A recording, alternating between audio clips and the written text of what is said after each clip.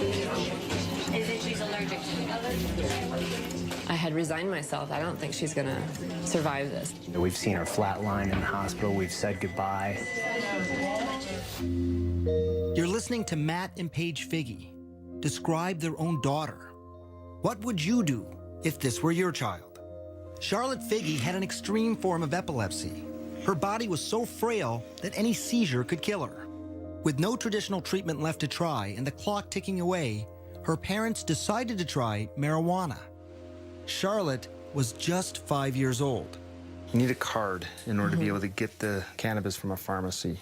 Doctors have to prescribe it. You need 2 doctors in Colorado to get the card for a juvenile or a child. It was hard. We were the first young child, and they said no. Everyone said no, no, no, no, no. Certainly her age played a role in my hesitance. Dr. Alan Shackelford is a Harvard-trained physician.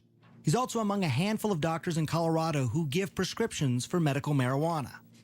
From the moment Charlotte entered his office, he knew she was in trouble. While he was just examining her, she had 2 seizures. She'd failed everything. There were no more options for her. Everything had been tried, except cannabis. Here's how scientists think it might work. Marijuana is made up of 2 ingredients. THC, that's the psychoactive part that makes you high, and CBD, also called cannabidiol. It's the CBD that scientists think modulates electrical and chemical activity to help quiet the excessive activity in the brain that causes seizures. I've been telling my patients to cut. Dr. Julie Holland is the editor of The Pot Book, a complete guide to cannabis. For a long time, the work on cannabis and epilepsy was sort of inconclusive. Maybe it works, maybe it doesn't. They couldn't quite figure it out. And it's only when they really started separating THC from CBD that they saw, definitively, yes, CBD seems to really stop seizures. So the Figges needed to find something that was rare, a strain of marijuana that was low in THC. Of course, they didn't want Charlotte getting stoned, but also high in CBD to treat her seizures. And that wouldn't be easy. Dispensaries and growers, they make their money off strains that are high in THC. I'm Joel. I'm Josh. No one knows that better than the Stanley brothers. Their family business is pot. And if you look at these clean-cut guys and what you see surprises you, don't worry. They've heard it all before. When we round the corner, they're like, oh, wait a second. Did you finish high school? They all not only finished high school, but also college, and in some cases, graduate school. Now, they are some of Colorado's biggest growers and dispensary owners. They produce up to 600 pounds of medical marijuana a year, and much of that marijuana is high in THC. But here, on their remote farm at this undisclosed location in the mountains, It takes a lot of plants. We're allowed to grow 6 per patient. they have been growing something different, something they call revolutionary. So Greenhouse 1. Greenhouse 1, yes. Welcome to it. Welcome to paradise. Behind closed doors and under tight security, we enter what the Stanleys call the Garden of Eden. There's nothing like this in the world. This plant's 21% CBD and less than 1% THC. It took years of crossbreeding plants to get to this point. Instead of breeding up the THC, we've bred down the THC and bred up the CBD. And people said, you're crazy. Who's going to smoke that? So why grow it then? Well, the Stanleys also believed in CBD's potential to treat many diseases. And they had seen it change lives before. I always have 2 strains. Meet 19-year-old Chaz Moore. He uses many different strains of marijuana, many of them high in CBD, to treat his rare disorder of the diaphragm. My abs will, lock up. That's why he's talking this way, almost speaking in hiccups, like he can't catch his breath.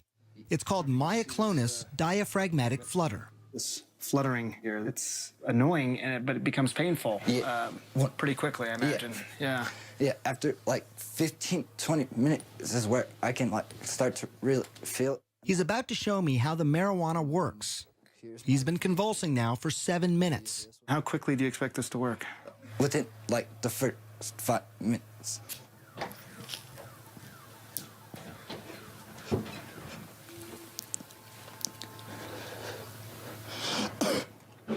And I'm done.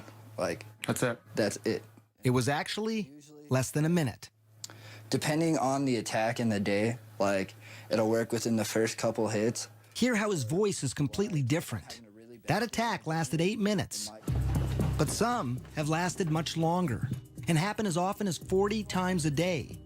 And like Charlotte, he had tried so many things before. By 16, Chaz was taking these powerful, addictive, potentially deadly narcotics and muscle relaxants daily, like Valium and morphine.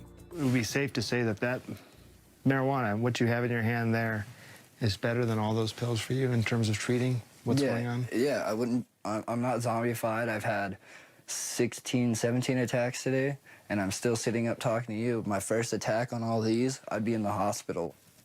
I'm a firm believer that marijuana has actually saved my son's life. Chaz's father, Sean. His quality of life now is 1,000 times better than what it was when he was on the pharmaceuticals. A quality of life that Paige Figge desperately wanted for her daughter, Charlotte. But she still had one hurdle to cross: convincing dispensary owners like the Stanleys to sell marijuana to a 5-year-old little girl.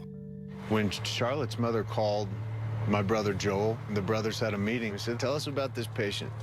She's 5 years old, he said. And we said, oh, no, we can't do that.